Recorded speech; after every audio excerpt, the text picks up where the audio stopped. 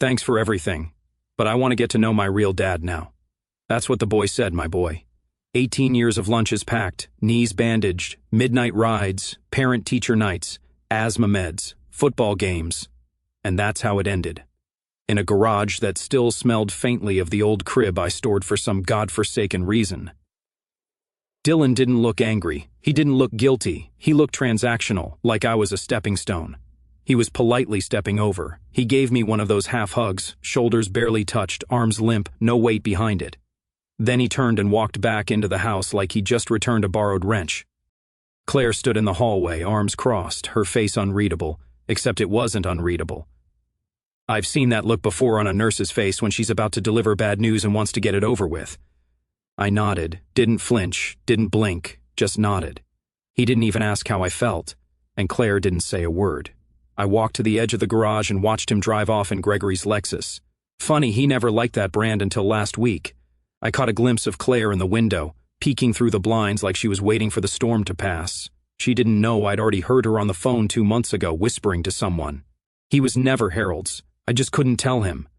That whisper had been echoing in my skull ever since, scraping away the walls I'd built. I didn't say a word back then either. Not when I found the phone bill with the late-night calls to Gregory. Not when I saw the photo frame in Dylan's room flipped around, hiding the picture of me and him at the Grand Canyon. Not even when I picked up Dylan's phone to call in his prescription refill and saw his contact for me changed from Dad to Harold. I stood there in the fading afternoon light, dust particles dancing in a beam of sun through the cracked garage door, and I made a decision. Not out of anger, not revenge, just silence. That night, I went to my study, opened the bottom drawer, and pulled out a white envelope. It had been sitting there for months, paternity, confidential. I had never opened it. The day I picked it up from the lab, I drove around for hours, then slid it into the drawer and told myself, "You already know. But you're a father, not a biologist." But tonight something shifted. I didn't open it yet, not out of fear. I wanted the moment to be right, clean, sharp, undeniable. I slipped it into the fireproof safe and then opened a fresh page in my old black notebook, the same one I used to track training logs when I ran the firehouse. At the top of the page, I wrote one word: wait. Then I drew a line beneath it. No dates, no names, just the word. Because some things don't need to be rushed. Some truths don't need an audience right away. If you are listening this far, and you're one of the 98% who watch but haven't subscribed, help me hit my first 10,000 subscribers. It motivates the team behind these stories to go even harder. We're building this from scratch, brick by brick. Your support is what keeps it alive. I slept in the guest room that night, not because I was banished there, but because I wanted distance. I needed to hear my own breath again without Claire's half-truths smothering the air. I stared at the ceiling and thought about Dylan's first Christmas. How he used to hum when he fell asleep. How he once told his second-grade class he wanted to be a firefighter like my dad. Then I closed my eyes and rewrote the memory because apparently that dad was just a placeholder. And placeholders don't cry. They plan. The silence in the house wasn't peaceful. It was surgical cold. Every noise, the fridge kicking on, Claire's footsteps upstairs, the hollow sound of the ice settling in my glass felt like a scalpel tracing along nerves I didn't even know I had left. I sat in my study with the lights low and the old jazz station playing just loud enough to keep the walls from caving in. On the desk sat my phone, screen still lit up with Dylan's contact. I stared at it for a moment. No photo, no custom ringtone, just Dylan. I pressed and held. The prompt appeared, delete contact. I didn't hesitate. Thumb down, gone. He wouldn't call me if he got in a car accident. He wouldn't call me if he broke his leg. I wasn't Dad anymore. I was just Harold, so why pretend? I opened the side drawer, the one where I kept things I didn't want to see but couldn't throw away. Old service medals, Claire's wedding vows, and that envelope. Still sealed, still marked in plain black type, paternity, confidential. I remembered the day I requested the test months ago. The lab tech had looked at me like I was asking for a gun permit. I'd smiled, told him it was just for peace of mind. But it wasn't. It was for survival because I'd already heard Claire whisper into her phone. He doesn't even know. I never told him. He's not really his. She said it in the laundry room. Thought I was asleep upstairs. I wasn't. I just laid there in bed with my eyes wide open, letting the ceiling fan click its little metronome of betrayal. I never confronted her, not once. I watched. I waited. I studied her like smoke in a burning room. How it moves, how it clings, how it warrants. I held the envelope now in my hand. It felt heavier than it should. Paper and ink shouldn't carry this kind of weight. I turned it over a few times like maybe the answer would bleed through the seal if I looked hard enough. Then I stood, crossed the room, and opened the fireproof safe in the wall. I placed the envelope inside, shut the door, and spun the lock. Not yet. I went back to the desk, opened the notebook I hadn't touched since retirement, and wrote one line in block letters. Wait. No context, no timeline, just that. Because I knew something was coming. I didn't know what form it would take or when it would land, but it was on its way. I could feel it in my joints, the same way we used to smell a gas leak before a fire ever started. Claire didn't ask where I slept that night. She didn't ask why I didn't speak over breakfast or why I didn't pour her coffee. She just kept checking her phone, like she was waiting for someone else to text first. Probably Gregory, Mr. Real Dad. She'd always had a talent for reshaping history, for rearranging facts until they served her version better. She was never cruel about it, just precise. Like a scalpel, same as the silence. I started making a list in my head. Not a revenge list, a preparation list. Old firemen don't fight blazes with rage, we fight them with containment. If Dylan was Gregory's son, I needed to know what that meant legally, financially, emotionally. If he wasn't Gregory's, then we had an entirely different problem. One that would tear Claire's tidy little narrative apart at the seams. And if he wasn't mine or Gregory's, well, that would change everything. Claire made roast lamb. She only makes that dish when she wants to impress someone. I hadn't tasted it since the mayor visited our firehouse 5 years ago. The good china was out too. The stuff that needs to be hand-washed because dishwashers don't respect detail. The table was set for 4 o'clock. I guess I should have been flattered I still had a plate. Gregory showed up 10 minutes late. Cologne hitting the hallway before he even crossed the threshold. He wore one of those blazers that looks casual until you notice the label. Then it screams, money without effort. He handed Claire a bottle of wine like he'd practiced it, some imported nonsense I couldn't pronounce. She giggled, not laughed. Giggled like a damn teenager. Dylan lit up when Gregory walked in. Full smile, shoulders high, voice louder. That used to be my entrance. I used to be the one he waited up for. Now I was a placeholder in a chair he didn't bother pulling out. Dinner was a performance. Gregory talked about some firm he was consulting for contracts, travel, stock options. I've got connections at University of California, Davis, he said. Might be able to fast-track some scholarship paperwork if you're serious, Dylan.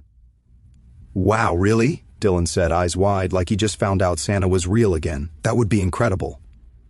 Claire leaned in. It's good to have someone with reach, finally. I said nothing. Just cut my lamb and chewed slowly while Gregory talked like he'd been raising the boy all along.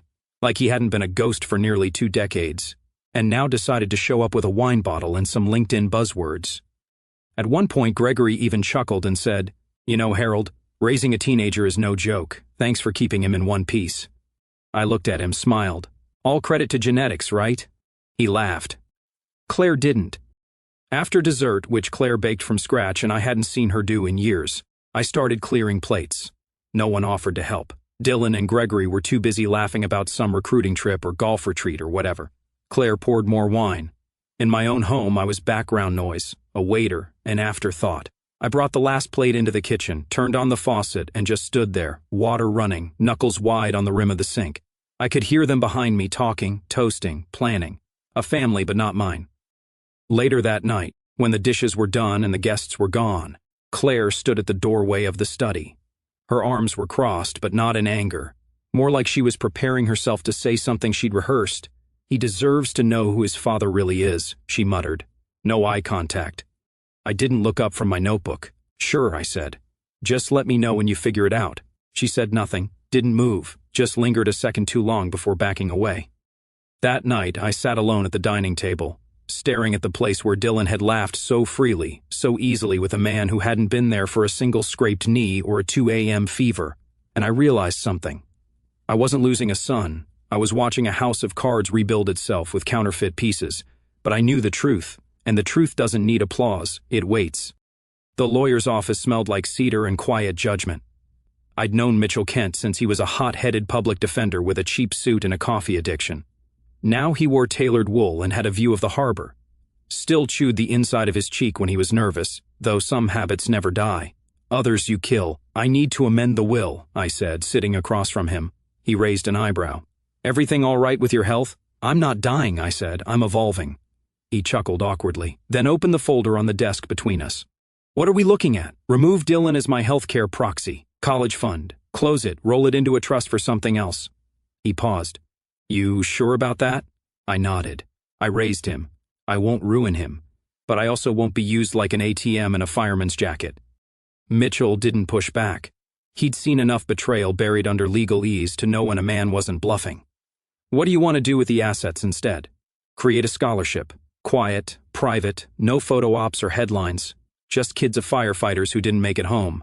Give them a shot at college, trade school, whatever helps. Call it the Red Line Fund. He looked up from his notepad and for a brief second something softened in his expression. That's a hell of a legacy, Harold. No, I said, staring out the window. It's a correction. The next hour was signatures, forms, dates. I revoked Claire's durable power of attorney while I was at it. Not out of spite, just clarity. She'd made her choices. She wanted Gregory to be the man of the house. Fine, let him carry the legal burdens too. Let him pick up the phone when Dylan breaks his leg snowboarding and the hospital asks who's on the insurance. By the time I left the building, the fog had rolled in over the water. Gulls circled like something was dying. I stopped at a diner I used to visit on night shifts, sat at the corner booth, ordered black coffee and a slice of cherry pie. No reason, just habit. The waitress, a new girl, couldn't have been older than 20, smiled as she set it down. Rough day? She asked. I looked at the pie. No, clean one. On the way home, I passed a billboard advertising a family law firm. Protect what matters most. I almost laughed. What matters most is the truth, and the truth doesn't need a lawyer. It just needs time. When I got home, Claire was in the living room folding laundry like we were still playing house. I walked past her, didn't speak, didn't stop. She called out after a few seconds, "You okay?" I paused in the hallway. I'm adjusted. She didn't know what that meant yet, but she would. In the garage, I stood in front of the old fireproof safe, hand resting on the handle. I didn't open it. Not yet. Instead, I walked over to the corner, grabbed my toolbox, and began fixing the loose shelf Dylan had broken years ago with his soccer trophies. I replaced the warped plank, sanded the edges, made it stronger. Funny how sometimes things become sturdier after they've been fractured. 3 weeks after the dinner, the shine started to wear off Gregory. It began with a missed college visit. Dylan had been hyped all week talking about how Gregory knew someone at admissions, how this would open doors that no guidance counselor could. He even bought a new button-down shirt and cleaned his sneakers with a toothbrush. That morning, he sat on the porch, backpack by his feet, waiting. Gregory never showed. No call, no text, just silence. Dylan sat there for an hour, then Claire tried to play it off. Maybe something urgent came up. But Dylan didn't move. Just stared at the driveway like it had betrayed him personally. 3 days later, it happened again. A campus tour Gregory promised to attend. We'll grab dinner after, maybe meet the department head. But this time, Dylan didn't even dress up. He waited 20 minutes, then walked back inside, past me without a word. Claire cornered him in the hallway, said something about scheduling mix-ups and grown-up responsibilities. I didn't comment, didn't need to. The silence between Dylan and his hero was growing louder by the day. That Sunday, as I sat at the breakfast table reading the paper, a small envelope arrived, handwritten, no return address. Inside was a thank you card from Marcus Hastings, a cadet I had mentored years ago during one of those high school ride-to-along programs we ran at the station. Dear Mr. Don, it read, I just got hired by Sacramento Fire Department. First shift starts Monday. I still remember everything you taught me, especially your rule. Don't be the loudest voice in the room. Be the one they look to when the sirens start. You were that guy for me. I just wanted you to know. You changed my life. I stared at the card for a long time. Claire was making eggs in the kitchen. She glanced over, casual but not. Who's it from? Someone who meant it when he said thank you, I said without looking up. She stopped stirring for a beat, then went back to her pan more aggressively this time. I folded the card, slid it into the inside cover of my notebook, and took a sip of coffee. Dylan came down later, hoodie pulled low, dragging his feet. He poured cereal, didn't say a word to either of us. Claire offered, Your dad Gregory called late last night. He was tied up at a conference. Dylan didn't even flinch, just stared at his cereal like he was trying to figure out if milk had an expiration date on trust. It was starting, not a blow-up. Not the kind of betrayal that slaps you across the face. No, this was erosion, slow, quiet, and relentless. He was learning his first real lesson. That biology doesn't show up when it matters. That DNA doesn't cheer in the rain or drive 4 hours to watch you sit on the bench. That a father isn't just a man who shares your blood. He's the one who stays. But Dylan had made his choice, and I wasn't in the business of chasing boys who handed me their backs. Claire, though, she was beginning to sweat. Not visibly, not yet. But I saw it and how she lingered in doorways, how her tone shifted from confident to cautious. She knew Gregory wasn't reliable. She just never thought Dylan would notice so fast. And me, I had nothing left to prove. I was no longer the fallback. I was the absence they would have to explain. It came in a thick, cream-colored envelope, the kind you don't get unless someone wants something or wants to hurt you legally. Claire opened it in the kitchen, hands trembling just enough to betray the performance she was about to stage. I watched from the hallway, unnoticed, as she skimmed through it. Her lips moved as she read like she couldn't believe the words even as her eyes confirmed them.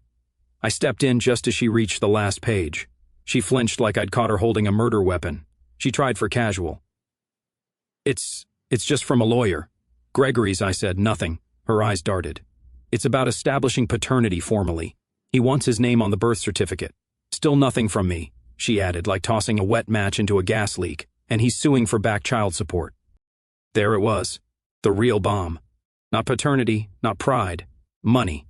I poured myself a cup of coffee, let the silence stretch, then finally spoke without looking at her. Let him try. She blinked. What? I turned, met her eyes. Let him try.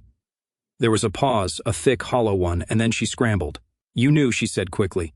You always suspected. You didn't say anything because it didn't matter, right? I mean, what does a test prove after all this time? You raised him. It was amazing how fast she reached for revisionism, like flipping through a Rolodex of lies and trying to find the one that still fit. My lawyer says if you can test it, it could get messy, she continued. I was now scanning for a weak spot in my reaction. For Dylan, he doesn't need this kind of conflict in his life right now. I took a sip of coffee. You're right, he needs stability, integrity, and example. Claire scoffed like that was a personal attack. Maybe it was, or maybe it was just the truth getting a little less polite. She placed the letter on the counter and crossed her arms. Gregory has every right. Gregory's rights he abandoned 18 years ago, I cut in. Rights don't accrue interest just because the guilt finally showed up. She paused too long. Then came the classic pivot. You're being vindictive. No, I said calmly, flatly. I'm being still. And stillness only bothers people who've been spinning their lies too fast to notice the cracks. The silence that followed wasn't peaceful. It was loaded. Claire sat down hard on the stool, the paper still trembling in her fingers. I watched her, then really watched her, the way her shoulders hunched just slightly forward, her gaze fixed on a knot in the countertop, the tip of her thumbnail tapping against the table in uneven rhythm. The lie was catching up to her, not just because Gregory was trying to turn parenthood into a financial negotiation, but because she'd built this whole house on the myth that I knew and chose to stay silent out of nobility. But now that myth was fraying, because I wasn't reacting how she expected. She thought I'd explode or plead or at least ask why. Instead, I was watching her drown in her own calm. Dylan came home that night, distracted, muttering something about a quiz. Claire tried to act normal, but her smile was too wide, her voice a half octave too high. He noticed. He just didn't ask. Not yet. But soon he would. And when he did, I wouldn't have to answer. The truth would. The envelope was pale yellow and stamped with Superior Court of California and bold, bureaucratic ink. It arrived on a Tuesday, wedged between a Home Depot flyer and a dental appointment reminder. Subtle, ordinary, like betrayal, dressed as junk mail. I opened it at the kitchen table while Claire was in the garden pretending to care about Rosemary. Subpoena, civil hearing, Gregory Carlton versus Harold Dunn. The claim, intentional deprivation of paternal rights, emotional damages, and financial restitution. I actually laughed, not loudly, just that short, bitter exhale that tastes like metal. He wasn't just claiming to be the father. He was claiming I had robbed him of the role. Like I was the one who ghosted 18 birthdays, 10 Halloweens for school dances, and 12 emergency room visits. Like I'd somehow faked fatherhood out from under his nose while he was too busy living a consequence-free life. Claire came back inside mid-laugh. She spotted the envelope immediately, her eyes locked on it like a weapon she forgot she loaded. Is that what I think it is? No, I said, folding it neatly. It's a wedding invitation. You and Greg are on the cake. She didn't rise to the sarcasm. Her hands trembled as she reached for a chair. He's serious? She asked, almost whispering. Looks like.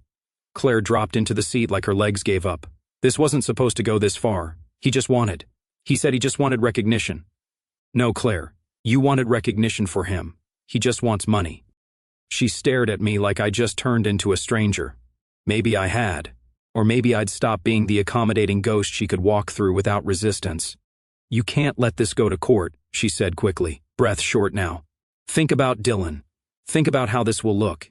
He doesn't need to see this play out like some courtroom drama. No, I said, walking over to the study. He needs to see the difference between a man who shows up and a man who shows receipts. She followed me down the hallway. Please, Harold, don't escalate this. I opened the drawer, pulled out the wide envelope, the same one that had been sitting there for months, unopened, labeled Paternity Confidential.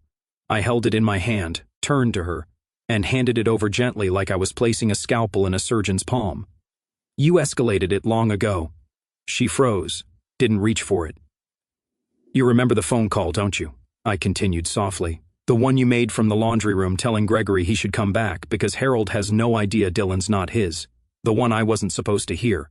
She didn't deny it, didn't breathe, just looked at the envelope like it had started ticking. I never opened it, I said, because I didn't need it until now. What are you going to do? Her voice cracked around the edges. I didn't answer because the answer didn't belong to her anymore. This wasn't about pride or revenge. It wasn't even about Dylan. Not entirely. It was about truth delivered clean, silent, and undeniable, the kind of truth you can't lawyer your way out of. The court date was 3 weeks away. Plenty of time for everyone to panic. Me? I'd already made peace. Now it was time for them to make war with their own reflection. Courtrooms have a strange smell, like dust, paper, and restraint. The kind of place where truths don't erupt, they seep. People sat straight back in wooden pews pretending they weren't eavesdropping. But everyone listens in family court. There's no shame in that building, just spectators, all waiting for someone else's life to crack.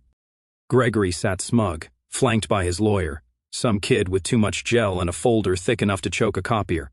Dylan sat near the back, Claire at his side, hands knotted wide in her lap. Her mouth moved constantly, whispers, explanations, denials, whatever spell she was spinning to hold her son's loyalty a few more minutes.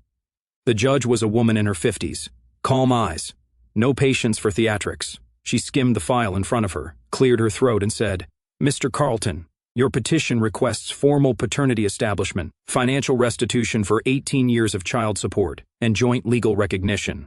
Do you have documentation to support biological connection? Gregory's lawyer stood. Yes, Your Honor. Based on testimony, Mr. Carlton is the biological father, and it. I didn't wait for him to finish. Your Honor, I said, reaching into my briefcase, I have a DNA test. There was a moment, a breath held too long. Claire turned sharply, her eyes shot to mine, pure panic. You can't submit that, she snapped, voice higher than she probably intended. He never. The judge raised a hand like a metronome stopping time. You may speak when addressed, Mr. Dunn. I stepped forward. This was taken months ago, sealed since then, chain of custody verified. It will clarify the question of paternity for all parties. I placed the envelope on the bench, white, unopened, labeled Paternity Confidential. The judge looked at me. Mr. Dunn, are you sure you want this entered into record? I nodded once. The courtroom seemed to lean forward as she sliced the seal with a silver letter opener. She pulled out the single page. I scanned line by line. Claire's lips mouthed something. Maybe a prayer. Maybe a curse. The judge's eyebrows lifted just slightly. An inch of surprise that felt like a scream. She adjusted her glasses, cleared her throat. According to this report, she said slowly, Gregory Carlton is not the biological father. Silence cracked the air like lightning. Gregory leaned forward. Excuse me, the judge continued, voice steady, merciless. Furthermore, the tested party, Harold Dunn, is also excluded. The test confirms a non-match between both claimants and the minor, Dylan Dunn. A sound escaped Claire's throat, half gasp, half choke. Dylan turned his head toward her so fast it was almost comedic. What? She opened her mouth. Nothing came out. Gregory stood up, stunned. There's no way. There's been a mistake, but the judge was already sliding the file toward the clerk. The results are clear and certified. If either party wishes to contest, they may file a motion, but this hearing as written is resolved. Dylan stood too now, pale as chalk. Mom. Claire reached for him. Maybe there was a time, just once, it didn't matter. Harold was, he is your dad. But Dylan had already stepped back. Her hand froze mid-air. The room was spinning and no one moved because the lie wasn't just broken. It was shattered, sharp and public, with everyone bleeding from it. The judge nodded to me. "Mr. Dunn, is there anything you'd like to add?" I looked at Dylan, at the boy who once held my hand across the street, at the ghost of a son I had built a life around. Then I looked at Claire. She couldn't even meet my eyes. "No," I said. "Nothing more to say." And I meant it. Claire looked like someone had pulled the floor out from under her, and she was still trying to pretend gravity didn't exist. Her mouth opened, closed. No sound. The courtroom had gone quiet except for the soft rustle of papers and the occasional creak of old wood as someone shifted in their seat, trying to pretend they weren't watching lives implode. Dylan just stood there blinking like the air had turned toxic. His gaze went from Gregory, now sitting stunned and pale, to Claire, whose face had turned into a mask of desperate recalibration, and then finally to me. I held his gaze, not with anger, not with sadness, just finality. Then I stood. I nodded once to the judge. "Thank you for your time." No outburst, no tearful goodbye, just civility in its most surgical form. As I walked toward the rear exit, I pulled a plain envelope from my coat and placed it gently on the bench beside Dylan. It was unsealed, no dramatic wax stamp, no frills, just his name in my handwriting. He looked down at it, confused. Claire reached for it. Of course, she did, but he moved faster, snatching it from the bench like it might vanish. He didn't open it right away, just clutched it with both hands, still frozen in place as I walked past the rows of stunned faces. And I didn't look back. The letter read, "Dylan, I chose you. That's the part they'll never understand. I didn't stay because I had to. I stayed because I believed in you. You were never an obligation. You were never a mistake. You were my son, and I was proud of you every time you tried harder than the world expected. But when you turned away, when you walked out with a stranger and looked at me like a stranger in return, you didn't just make a choice, you closed a door. And I'm not angry, I'm not bitter. But I won't knock on a door that was shut in my face. Life will teach you more than I ever could now. About loyalty, about silence, about who shows up when nothing's easy anymore. Just remember something. A test didn't undo my love, but it did reveal the weight of yours. I'm not gone. I'm just done, Harold." By the time Dylan opened it, I was probably already halfway down the courthouse steps. I like to imagine he read it in silence. That for once, Claire didn't say a word. That Gregory, suddenly demoted from real dad to statistical error, just sat there swallowing the bitter medicine of being exposed not just as absent but irrelevant. Inside that room, everything collapsed, but outside I was already walking forward. I had nothing left to hold and no reason to stay where love had been treated like a rental agreement. And from that day on, if my name came up in their conversations, I imagine it came with a pause. Not regret, just the echo of someone they thought would stay and didn't. The old bench outside Engine 42 still creaked the same way it had when Dylan was 6 and used to sit there with a juice box watching his dad. His dad hosed down the trucks after a call. He sat there again now, taller, older, paper in hand, but looking more lost than he ever had as a child. The letter was creased from too much reading, faded at the edges. It had become something of a phantom limb, something he reached for even when he didn't realize it. The bay doors were open. Inside, a new crew shuffled around, laughing, swapping shift stories. A younger man leaned against the same fire engine Harold used to captain. Dylan didn't recognize a single face. That was fitting because the man who raised him, the one who used to come home smelling like smoke and black coffee, who taught him how to throw a spiral, how to sharpen a blade, how to keep your mouth shut until the smoke clears, wasn't part of this new chapter. Harold hadn't come back. After the court day, he vanished. Not in the theatrical sense. No burning rubber, no drama, just absence. His phone went to voicemail. His social media, what little there was, hadn't been touched. Claire had called every mutual friend. Nothing, like trying to dial into a frequency no longer broadcasting.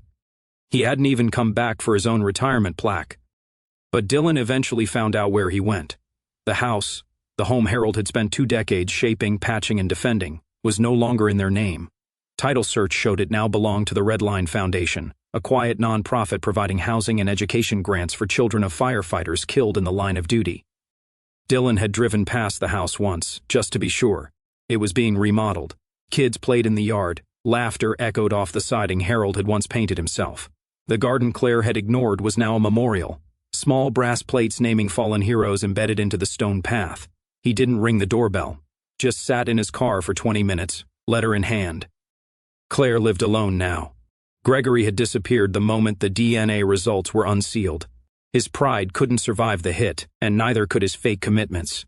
Dylan barely returned her calls anymore. Not out of vengeance, just inertia. Some distances aren't worth closing. At night, she still left Harold's chair untouched, still paused before deleting voicemails, still insisted to anyone who would listen that she never meant for it to go this far, but no one was listening. Dylan sometimes replayed the last few months like a bad dream he had to translate for himself. Gregory had shown up with charm and promises and left when the truth asked him for proof. Claire had bet on a narrative that crumbled the second someone demanded receipts. And Harold didn't scream, didn't throw a single plate. He simply peeled off the title of father and handed it back. Not with rage, but with precision. That was the part Dylan couldn't shake. He didn't lose Harold to a fight. He lost him to truth. There was no reconciliation letter. No surprise reunion. Just that final sentence in Harold's note. "I'm not gone. I'm just done." Dylan folded the letter again, placed it back in his pocket, and looked toward the firehouse. One of the new recruits stepped out, nodded politely. "You knew Chief Dunn?" he asked. Dylan hesitated, then nodded once. "Yeah," he said. "I knew the man better than I deserved to." The recruit smiled, didn't press, and went back inside. The bench creaked again as Dylan stood. Legacy doesn't always leave a statue. Sometimes it leaves silence, and a story no one dares rewrite.